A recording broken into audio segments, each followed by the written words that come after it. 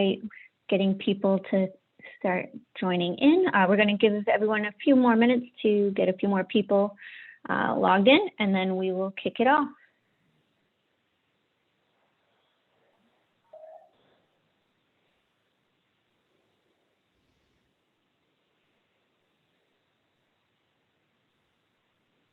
All right. So I wanted to thank everyone today for joining us on our panel discussion with women in cybersecurity. Please note that this discussion is being recorded and will be made available to you in the next few days. During today's discussion, Nicole Rowe, CMO of SecZeta, will ask our panelists, Kimberly Carasino, AVP Identity and Access Management at Manulife, Karen Escoffrey, Strategic Account Executive at SailPoint, and Serena Tehani, District Sales Manager at CyberArk, how they have navigated different challenges and secured their leadership roles in the cybersecurity field. If you have any questions at any time during this discussion, please write them in the Q&A box and we will go over them at the end. And as a side note, Karen is running a little late, so she will be joining us as soon as possible. So with that, I will hand it over to you, Nicole. Great, thanks, Nikki. And thanks for all the panelists who are attending today. I think this is an incredibly important topic. Obviously, by all the attendees that we have online today, it's something people are really interested in hearing more about. So I want to just thank you up front for participating on the panel and also sharing your personal experiences, because I think this is really when we share our personal experiences, how we extend what we've learned and make sure that other folks have the opportunity to benefit from those experiences, good or bad, right? So thank you in advance for everything that you're going to be doing for all of us attending the call today. And we're going to dive right into it today. And the first question is around, who or what has had the most impact on your role in cybersecurity? There's a lot of women we're hoping to attract to the cybersecurity industry. So I think it's always a great place to start of how did you get here? How did the road bring you here? And if you wouldn't mind sharing your experiences. Serena, do you want to start or do you want me to jump in? Why don't you start, Kimberly? Okay. For me, I have to say that I more or less fell into it. But when I've been thinking about this question, I think a lot of it comes down to what are your skill sets and what do you do somewhat naturally? And I think that by working in areas that really highlight those skills can land you in cybersecurity. I think a lot of women are organized. They can take chaos and make things orderly. And really, when it comes down to it, that's super important in this space. And then I think it's important to be in a culture and around people that will encourage you to grow and to pursue things that are interesting to you. Great. Serena? So I actually fell into it about 20 years ago when I was working at IBM. I started to, I came in at IBM as a contractor and then started to work in sales on the Tivoli platform. Started to get involved with complex IAM projects. And at that point in time, I was working for a gentleman by the name of Keith Butler, who I ended up following to 5 or 6 companies after that. So I followed my leader. He was one of my first mentors. And I really followed him because of his belief in me and the fact that he trusted me with the territory. So I followed him and I just left him about 5 years ago. It was a very sad experience because I had to learn how to fly on my own. Other things that have also helped me get to where I'm at in this career is customers. I've worked with some great customers like Royal Bank, Manulife, for example, where I followed their like the directors of IAM, and I've had them mentor me. So Melissa Carvello, for example, at RBC, she's been a great mentor to me. as well as Sherry Monroe, who was at Manulife before. She was mentoring me for quite a few years throughout my career. I actually sold to her, I think, 3 times in my life, which is great. So that was just a different product. I also tried different positions within the organization. So I was in sales. I went to be a product manager at some point in my career. I tried marketing, product marketing. I also tried working at a services company. And then now I'm a district sales manager at CyberArk. So a lot of things that have kind of made an impact on my career, mostly the people that I work with, having a good mentor program. Right now I'm mentoring like other sales associates today here at CyberArk, and I also do have a mentor as well that's assigned to me through my organization that I meet with on a monthly basis to help me throughout my career. Great, and that transitions nicely into our next question today as we look at the impactful experiences we've had over our career. You had a lot to say about, having positive people in your career, challenging yourself to different roles, and then kind of returning the favor by, mentoring, other folks. What were some of the most difficult things in your career that you've had to overcome? Lots of things. So on a personal level, I was a single mom for 11 years, and that was pretty challenging in this role as I had to travel quite a bit to see customers and then work out a schedule that worked well with my ex-husband. So on a personal level, that was pretty challenging. As well as starting in this career at IBM 20 years ago, I was one of the only women for quite a bit of time in my role. And I also had to be the breadwinner, right? Because I had to support my daughter, try to give her the best education, which was, try to get her her extracurricular activities and her private school. So that put a lot of pressure on me from a difficult, from a challenge perspective. The others was education. So I feel that this role really does warrant you to really know how to look at and assess the risk of an organization. So I've spent quite a bit of time. Once I got actually divorced, I did my MBA. Then I went to MIT to take several courses, and I just finished one just a few months ago.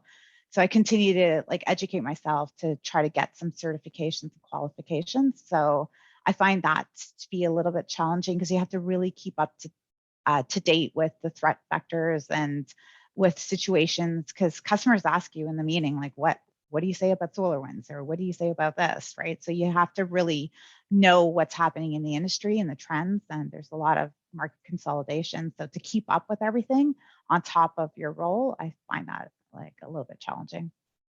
Does that help? No, absolutely. And Kimberly, how would you say that, different, things, different difficult obstacles have, transpired in your career, and how have you reacted to those?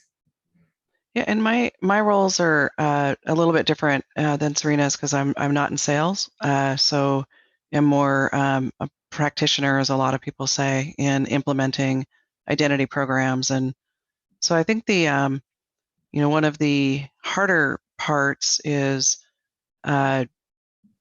knowing that you really having a clear sight on where we need to go and why, and really working to bring everybody along with you and selling that vision. And sometimes you have folks that have very, very strong opinions that are opposite of yours and or mine.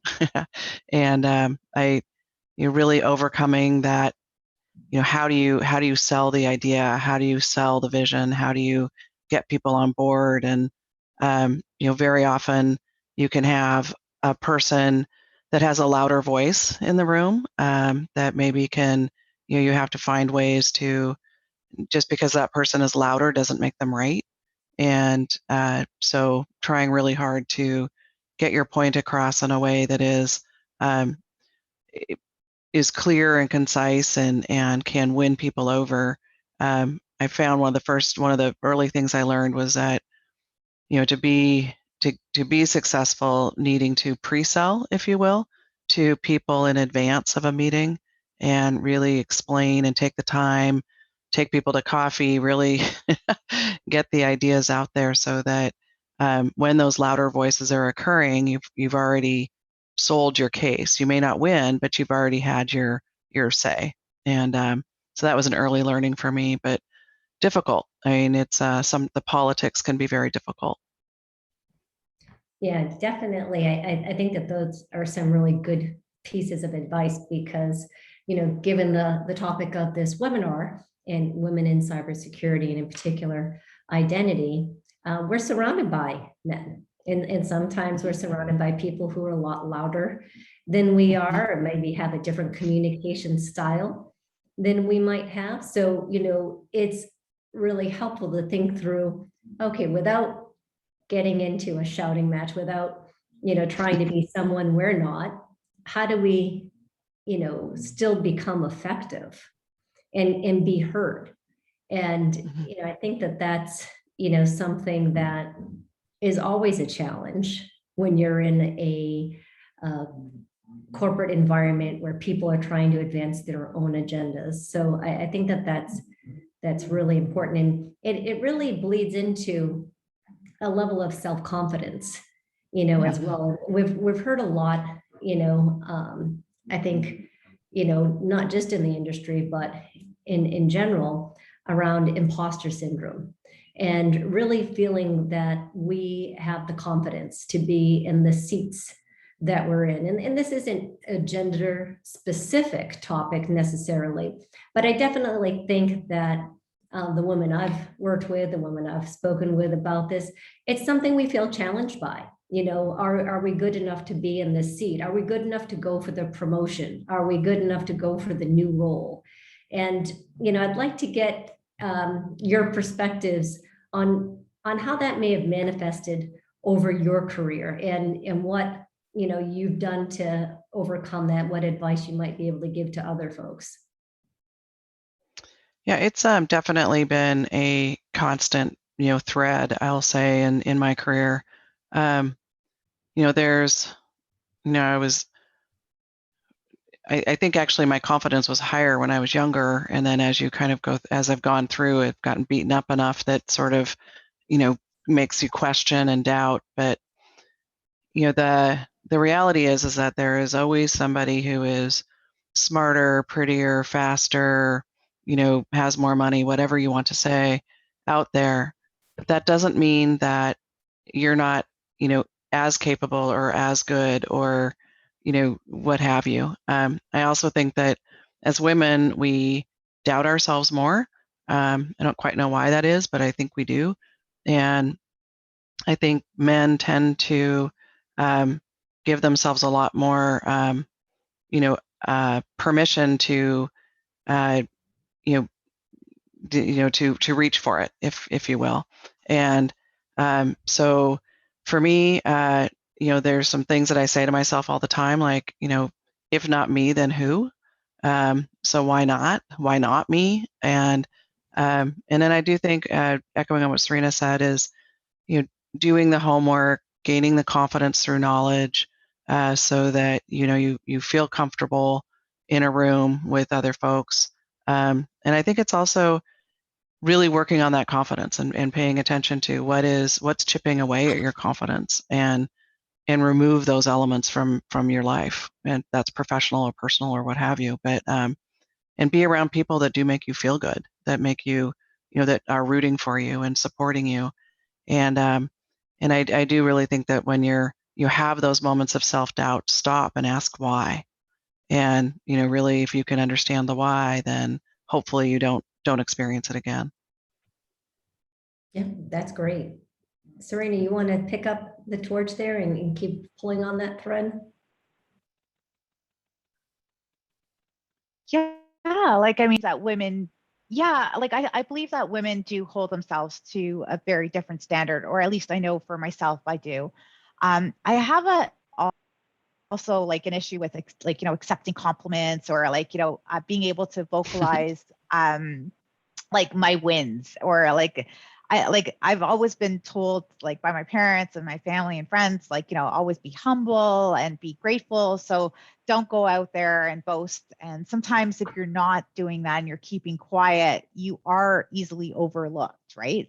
You tend to be like overlooked for the next promotion, or you're overlooked for being like a lead on a project, or like easily forgotten. So I find that, like Kimberly said, is like I attach myself for a lot of to a lot of men that are for women, right? Like, like I was saying about my old boss that I followed around for 5 different companies. I attached myself to him because I knew like he had the confidence and trust in me, but I had it like, it was obviously it's a bilateral feelings, right? So I was able to, I knew that he would always have my back. And if I was in a sticky situation, or if I needed to understand something that I didn't, he would give me that leeway. Like he had a very good, he understood the art and science of selling, which I find pretty interesting when you start looking at it. There is obviously a science to it that you can read about.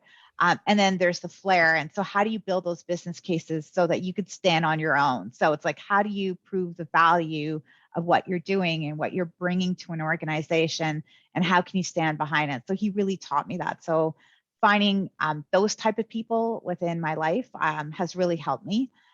Being able to have like a good network of women in different roles, like I was saying before, I've always tried to attach myself and surround myself. So when I'm going to like an event, or like for example, a marketing event like Sector, for example, I'll make sure that I'll take someone for coffee, but I'll always like attach myself to somebody, like a woman in an organization, and kind of walk around with them. So I feel that that helps as well.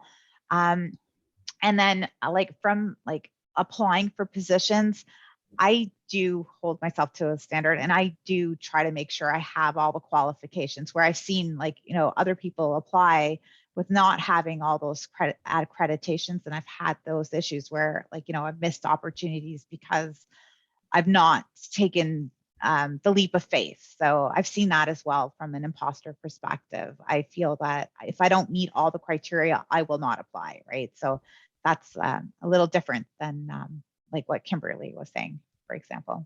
Sure, no, but Like still, she's saying, why not me? And I was saying, I'm not good enough. So I feel that like I gotta work towards that from a confidence level. yeah, and I think that these different cycles during our careers, we might have more confidence, and other times less confidence. I think that's something Kimberly said, you go through periods, and I think at the beginning of our careers, we don't know what we don't know, so we might be more confident. And then we Yes. learn we learn some tough lessons. And, maybe, we're in environments growing up that were, I guess, less gender-based, or, more equal. And then you get into a corporate environment and you find that some people, have those same qualities, and other people don't. So it becomes challenging. Karen, just to get you in on this topic, we are talking about, the fact that imposter syndrome is out there. And while it's not gender specific, that, we as women feel like, it definitely is something that we know people who struggle with, and, how, our experiences, with this have been overcome, or, the different periods in life where maybe this was stronger or weaker. Wanted to get your thoughts on the topic as well. Okay, that's great. And I heard good points from Kimberly, good points from Serena. But this thing of imposter syndrome, I think, you know what? I feel like as women, we're always harder on ourselves, and probably maybe for a good reason, but maybe not always a good reason. But we always feel like, you know what? I got to do better, right? I have to come forward with something much more, tantalating, and we are harder on ourselves, and sometimes not necessary. But I spend a lot of time with to Serena, what Serena was saying, in my younger years, that's what a foofla, my younger years, I always had male mentors, but when I got to, maybe 15, 16 years in my career, I found a female. And then I really attached myself to the president of Intri at the time, Harriet Velasquez. And we started just formulating a group of just strong women. And we would talk about these things as what makes you uncomfortable sometimes when you're sitting around a table. I said, well, sometimes what's uncomfortable is that I'm the only woman always. But I use that but then I said, I try to turn that around and use it to my advantage to say, yeah, I'm on the only woman at the table, but I have as much to offer as all of y'all that are at this table.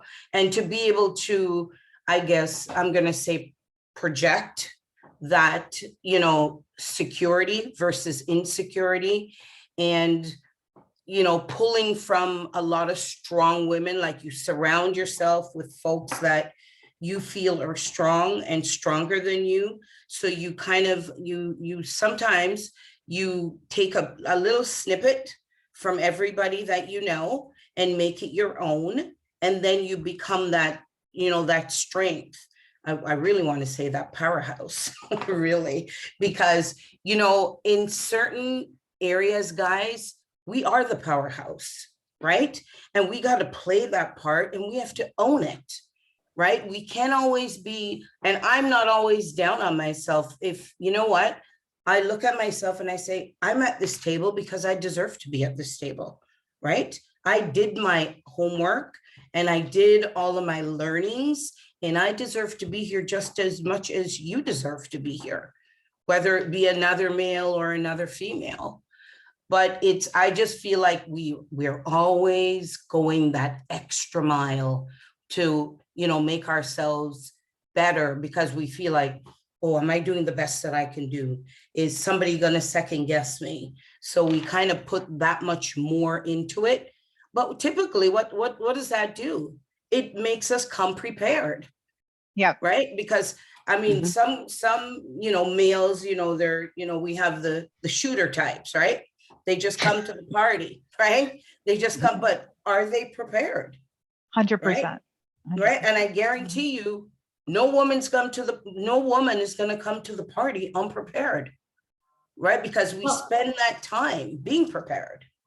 And I think that's a great point, and it dovetails also along what Serena was saying earlier around kind of being a lifelong learner, so always, advancing your knowledge, your subject matter expertise, and putting yourself in a position so that, you are able to be credible and answer the questions and provide additional insight. So, I think that lifelong learning is, a good, track for all of us to adopt. And it's a confidence builder, because when somebody asks that question, you're almost hoping, I just read up on this, I feel more comfortable with this, I hope that this is the meeting, somebody asks the question.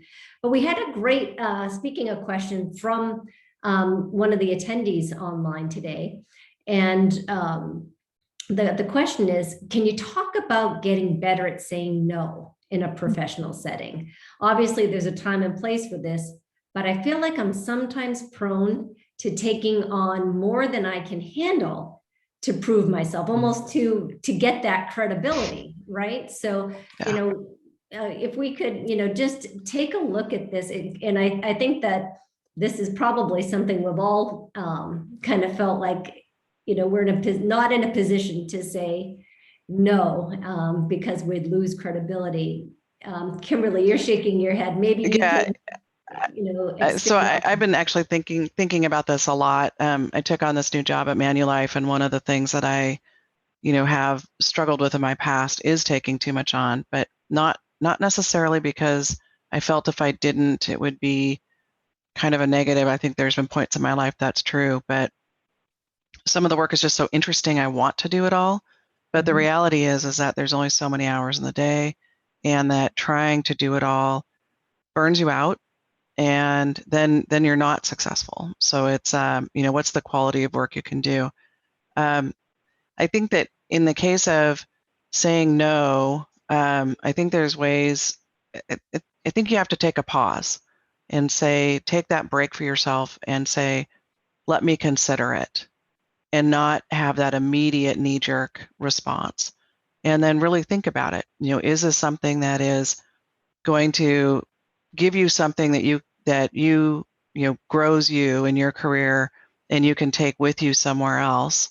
If you're feeling like I just have to say yes or I might lose my job, I would question the culture of the company that you're working in, and find your path out. Not that you would just immediately quit, because none of us can do that. We need income, but really assess, is this company the right place for me? Because I've been in both cases where, I feel like I can't say no, or I'm going to be, dinged or docked or what have you. And then plus there's times when I've just too quick to say yes and then regret it later, which doesn't help my own personal, reputation or brand. So. But I'll add something to that. So I like the idea, Kimberly, saying take a pause rather than saying no. But if you take a pause, as well as, do you have a team? Can you solicit help from somebody within the team to then get that done, right? That there shows that, you know what, maybe I figured out that I can't do it on my own, but I've gone and I've found somebody on the team that I can leverage, and where I'm actually playing the team sport and with no I in team, right? So then you encourage some of your teammates to, why don't we do this as a group rather than me taking it on by myself? And you're leveraging your peers then, right? And it turns the scenario. I think it's a great point. And you actually raised another point in your response that I want to explore. As women in the workplace, as women in cyber, how good are we at delegating? I'm horrible. Terrible. I'm horrendous. I didn't even want to comment on the other one because I am horrible at saying no. I definitely take on way more than I should, because I do feel like I still have to prove myself. And I challenge myself. I'm probably the hardest working person that I know of, other than my mom. And I think I got it from her, from the genes, right? But yeah, definitely like take on way more sometimes than I can actually handle. And I love the idea of like saying, let me consider it, or like, let me work on at it as a team. That's great advice. I definitely should try using it. But I'd be open to hearing like other people's feedback as well, like on what to say, like, how do you say no politely or in such a diplomatic way, so it doesn't look like you're always like, that you are considering it, right? Like you're considering it, you're weighing your options, you're trying to figure out why is it important to you, and how is it going to help you develop as well. So you're not just taking on mundane tasks, right? And you're delegating them to the various people, right? Well, I think that there's a question there also around, is it always important to say yes, or is it important to want to acknowledge the person and why it's important to them? Yeah. And then, start to, discuss, how it's prioritized based on other things that are already at the top of your list. But, sometimes I think when we say no, when we get, to that point, or, when we don't say no, are we, first trying to figure out how important it is, to the other person, and, how important it is in relation to stated objectives of the team, stated objectives of the organization. So, sometimes bringing it into those, I guess, relative, discussions might be an option as well. And Kimberly, I saw you nodding your head. Yeah, that's something I you've agree done? with what, yeah, I agree with what you're saying. I was just thinking about a very recent situation where, a person has a really, really great idea, really enthusiastic, very passionate about it, wants to bring in a different, capability into the environment. And, it's the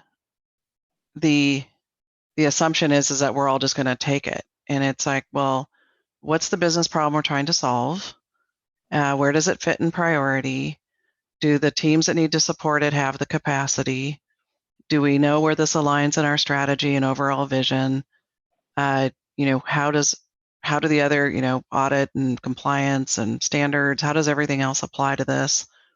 And, it is an art to honor the request because it's, presumably meant with good intent and sincerity, but also then to gently guide, where does this actually fit? Because from an organization perspective, we're not doing our company any good service if we're just playing whack-a-mole based because we want to be nice and make everybody happy. We can still be nice and honor that, but put it in the right priority. It takes longer, it takes time, but I just had it this week and it was, an hour and a half meeting of trying to sort out where does this even fit? And, so I do think it also puts the no in or a not yet into more of a facts and data conversation as opposed to it being personal. Yep. And, I think that is not yet is the answer sometimes, too. So, I'm in marketing here at Sexeta. We're a startup. There's lots of requests. And, I have found the secret to success in projects and meeting everybody's expectations is a phased approach. Like what's in phase one, what's in phase two, and that sometimes there is a good idea, but there's just not the priority on it, at that time. So, saying that, it's not able to be done in this phase, but, as we continue with the rollout of X or doing Y, this is definitely something we'd want to include in a future phase. And then, as things unroll, maybe there's an opportunity to move it up. Maybe, there isn't, but I'm a big fan of phased approach to especially larger initiatives, because it does give you the opportunity to say yes when you want to, when you think it's the right thing for the business, but it's not necessarily a timely, priority. But I want to get back to the delegation, because I heard a bunch of people say, oh, we're terrible at delegating. Would rather just do it ourselves. So Karen, I kind of saw a glimmer come from you, on that side. Are you really good at delegating and you have some great advice for the team here, or are you suffering in this vein as well? No. So I've done a lot of, Karen in her earlier years was always, I was going to solve world hunger and I was going to do it all by myself. And I learned through a lot of training, and I've gone through with the CIBC, with Intri HP, and gone through a lot of training on that empowerment and delegating. So, and now I think I've developed a good way of doing that, in that I no longer feel like I have to, solve world hunger. And also the fact that, like, parse it out, because there are people like, how about some of the folks on the team that constantly get overlooked? Because I find in our scenario right now, a lot of stuff goes to the same people all the time, right? And to be in that situation where you go, whoa, how about if we ask someone else to participate? So I've taken that tack to how about if we ask someone else to participate in this? I don't mind working with that person, but I'm already leading these things. Can we look at so-and-so to lead these things? And that person can say yay or nay, but the whole thing of empowerment and delegating, it's kind of, I think as you mature in your career, and also the other thing that you throw in there is work-life balance. Another thing that we're very bad at, right? It's work-life balance, in that we're always giving. I say, and I've been saying, I'm done. It's too much. I'm gonna log off at 7 o'clock.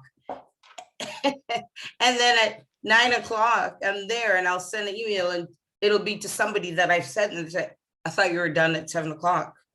I said, but I just had to get this thing done because I didn't want to bring it into tomorrow.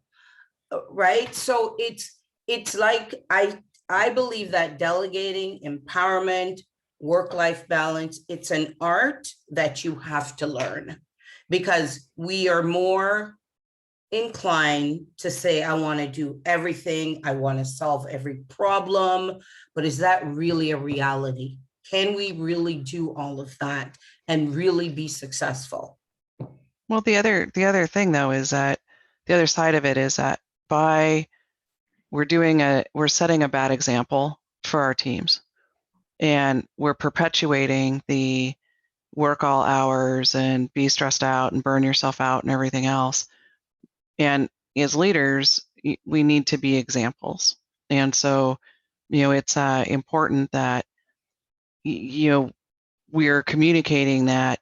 Like, at a different person I used to work with had a signature that said, my hours are not the same as yours. Don't, basically trying to infer that the fact that I answer emails at 3 a.m. is my choice. I'm not asking you to respond to my email. And I thought it was really set a good tone and tenor, because, it's a person that just, happens to like to work, middle of the night. And I really, I think about that a lot, is that, if I'm working, visibly working 80-hour weeks, then anybody working for me is going to think they need to work 80-hour weeks, which is really, honestly, the last thing in the world I want my team to be doing. So I do think that if you're in a leadership role, you have to also think about, how is my lack of delegation, my working crazy hours, how is that reflecting to my team? And reflecting to other people is a reflection of how to lead. And, that's something to consider. Yeah, and I'll expand on that a little bit more.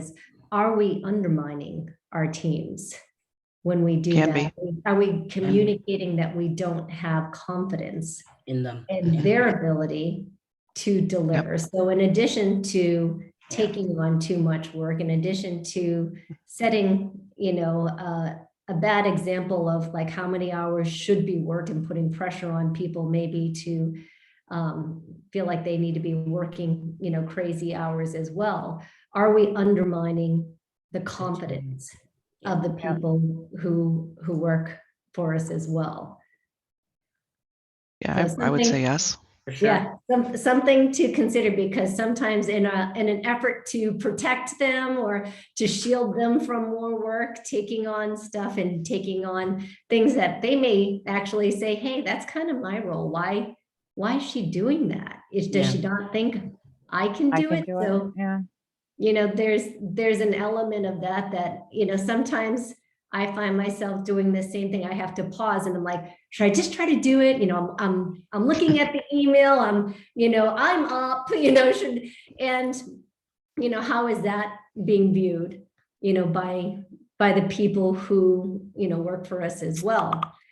We had another question come in here, a little bit different topic, but I want to make sure it gets in front of the panel. How has remote access changed your relationship with peers? And also, has it impacted promotional opportunities for you? I feel it's really changed like my relationship with peers in sometimes a good way. I feel that like, seeing them on camera, being able to like have access to them. And like now that everyone's kind of like expected to be home, I do like the fact that like we're able to like, look at each other's eyes and stuff like that and like, have that conversation.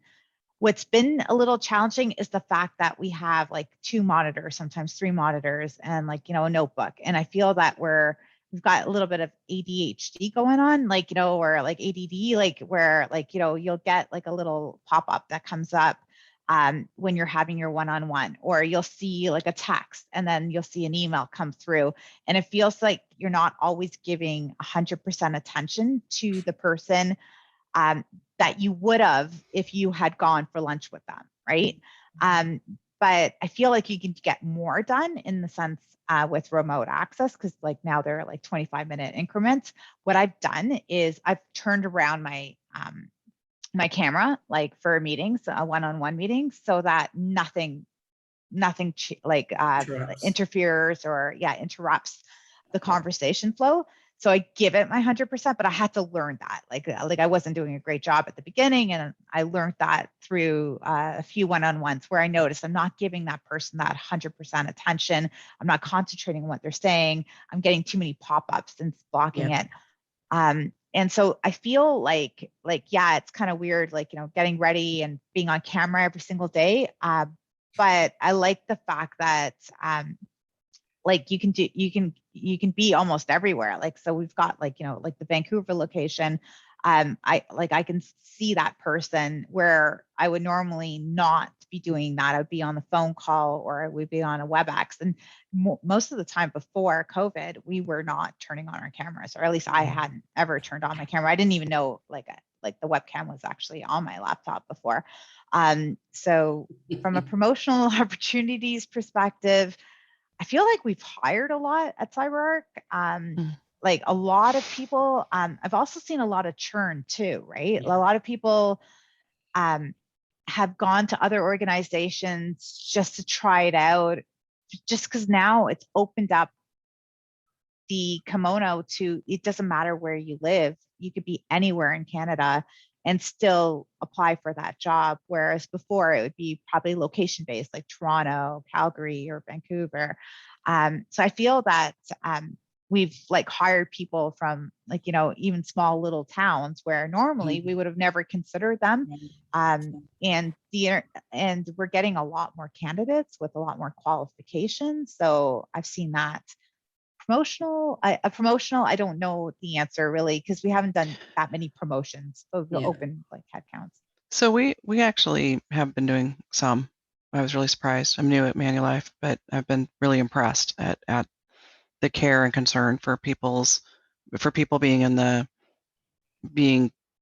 right level, doing the right jobs. But a comment that came up recently that I thought was super fascinating was that one of the positive outcomes of everybody being on screen is that in any of these technologies, it's title agnostic.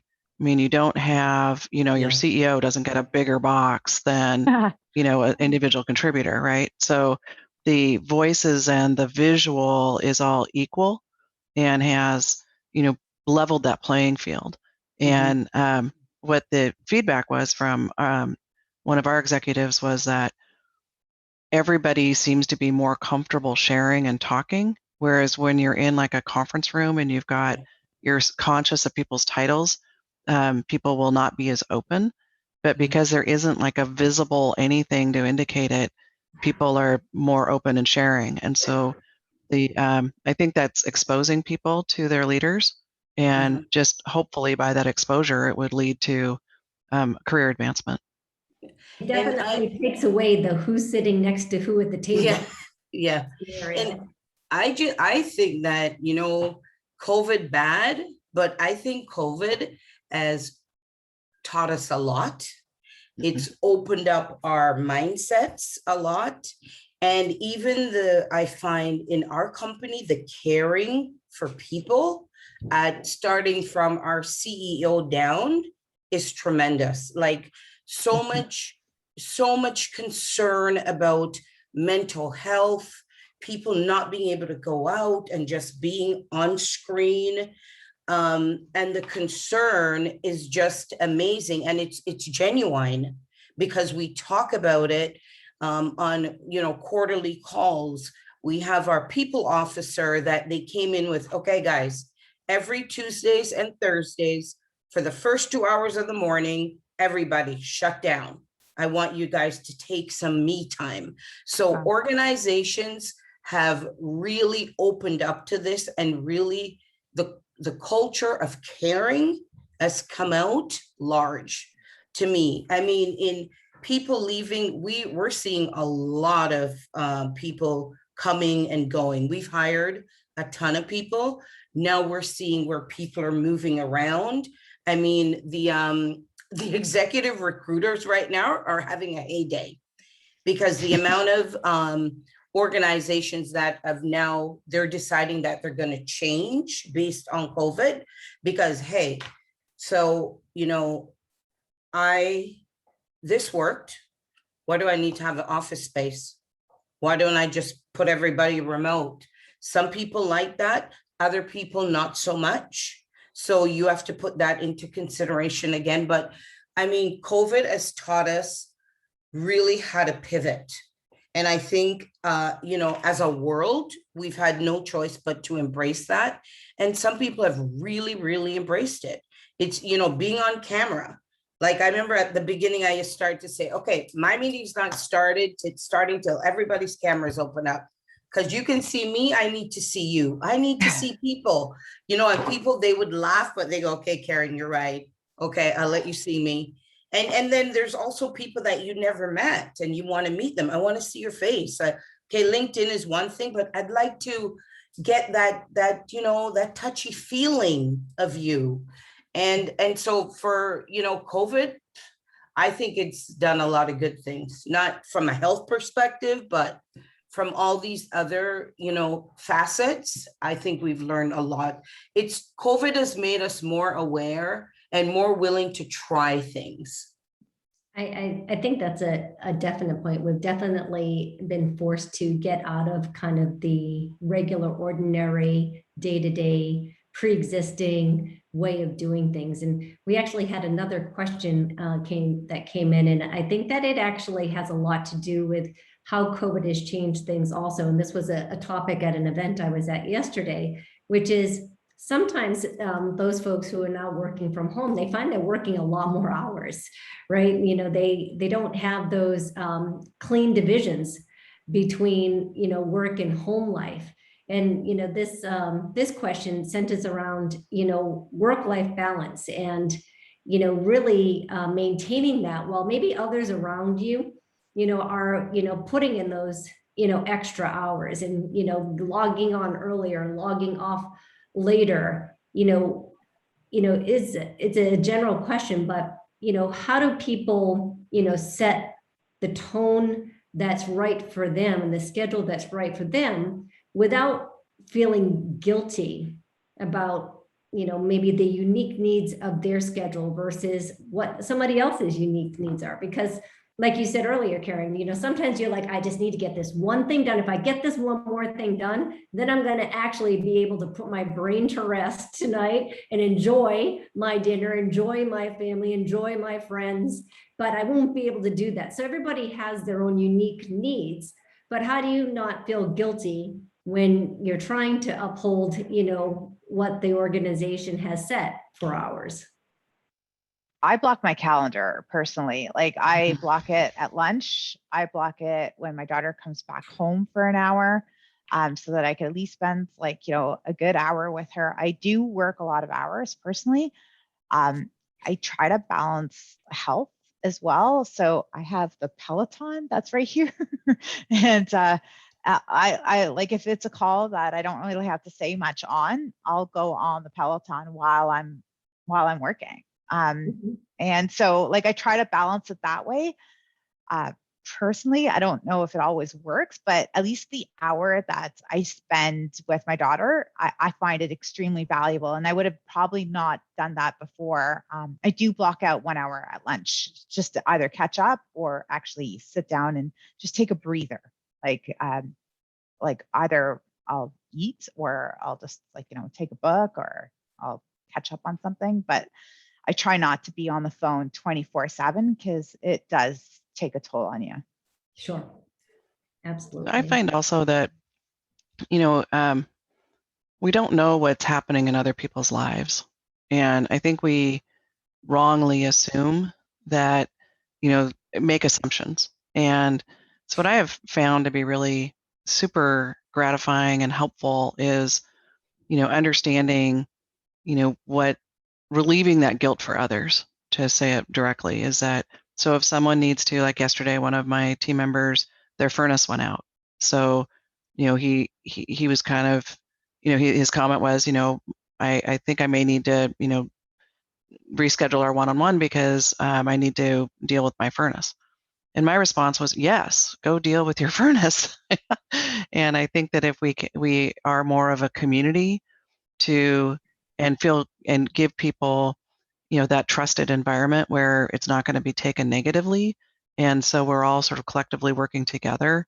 You know, it's like, Serena, if I knew the hour that you take with your daughter, that would, to me, would be your sacred time with your daughter. And if by just having that awareness, it'd be like, oh, I'm not scheduling anything with Serena then, because, you know, that's her time with her daughter. I don't want to interfere with that. And I just find that during COVID, because we're in our homes and dogs are barking and, you know, all that kind of stuff, I think it's made us more human. And I think it's important that we have those conversations and be supportive of each other. I mean, it's just helpful. Yeah. I have to say, I was in the midst of negotiation with a client, and my daughter walked in. She's 2.5, my second daughter, and the negotiation stopped. So I'm like, I think I should hire her because she's not negotiating with me. So I was like, yes, this is perfect. They're like, she's so cute. I'm like, yeah, she is. So they stopped. Like, and she needs a new pair of shoes. Sign the deal. It's hilarious. But it does help that, like, you know, people are open-minded when, you know, they hear a dog or like a kid come in. It's that human thing, like Kimberly said, right? It's maybe we've all become more human, you know, during COVID, in that people understand. And, you know, if you need an hour, go take an hour, because we realize that the amount of extra hours most people are doing, it's a reality. I don't think anybody, you know, during this time could say, like, I'm not putting in my hours. I don't know if I can believe that. I believe that people are putting in more. So just be a little bit human and a little bit understanding. If I need a couple of hours, I'm going to tell you, I need a couple of hours. If I'm having a bad day, you know what? I'm having a bad day. I don't want to talk today. I'm just having a bad day. And I don't want to have my one-on-one with you, James. I'm having a bad day. Right. Yeah. But I do think, and I can't underscore this enough because I have spent time in companies where the culture wasn't supportive. So, you know, I think you have to kind of tip your toe in the water and take a leap of faith and say, hey, I need to take this break, or I need to do this. And if it's not supported, or you're not getting the response you want, then, you know, make a plan to get to somewhere that would support you in that situation. And I also, the other thing I would say is that I think we all, you know, a lot of folks have resources like EAP programs and such like that, and they have career counselors and folks like that. And so, you know, I know for a long time I was like, why would I ever use that? And, you know, I think that there's significant value there. Those services are available, and having somebody third party neutral to talk to can be very, very helpful if you're, you know, trying to figure out your career pathing. Helpful and humbling too. Yeah. Mm-hmm. Yeah. Mm-hmm. Yeah, no, I think these are all great. And I see we're coming up against time here. So I wanted to do a quick summary of some of the points that, you know, really resonated with me. And, you know, I'd invite the panel to add on to this. But, you know, one of the things I heard at the beginning of the call was, you know, find your champions. Maybe they're mentors, maybe they're colleagues in the organization. Maybe you find those champions before a meeting and do a readout of whatever you're going to be presenting, get that feedback, and put yourself in an environment where you feel comfortable to share your ideas. But, you know, those champions can come in all shapes and sizes and forms and in different roles within the organization. So find those individuals and add those people to your life, and be a lifelong learner. You know, the world changes very quickly around us. And if we didn't learn that during the last, you know, year and a half, then we definitely were living under a rock somewhere. But being a lifelong learner puts in a position of confidence. It gives us, you know, more knowledge, and knowledge is power. Pause before answering. You know, one of the questions we got from the attendees was, I really struggle with saying no. And I think that, you know, when you're a pleaser, when you're trying to demonstrate your value to the organization and you want to make the people around you happy to be working with you, your inclination is to hurry up and say yes, but pause, digest what's being asked, make sure it's, you know, aligned with the priorities of the organization. Figure out, maybe it's not a yes now, maybe it's a yes later type of response. And don't be afraid, if you say yes, to delegate that, right? You know, learn, you know, from some of the things that, you know, Karen has said, you know, it takes an actual practice to learn to delegate, and make sure we're not undermining, you know, the value of the people who work on our teams by not delegating, you know, to them. And then lastly, and I think this was just recently said, be human. I think that if we take a step back and we say, is this how I'd be treating somebody if they were my BFF? Is this how I'd treat somebody in my inner circle? And use that as the compass, you know, for our interactions, that it can be a nice environment for everyone around us as well. Yeah. So with that, I want to thank each of the panelists today. Your contributions, sharing your insight, your bravery around sharing your experiences is appreciated by me and by the folks who were able to join the call today. So Serena, Kimberly, Karen, thank you very much. For those of you who may have had questions that didn't get addressed during today's call, you know, send them along to us. I'm sure the panel wouldn't mind answering those questions, you know, after the call. And be sure to send out your LinkedIn invites and start creating a network with the folks on the call. And I want to thank you all again and have a great day. Thank you. Thank you. Have a great day. Thank you. Bye, guys. Bye-bye. Bye.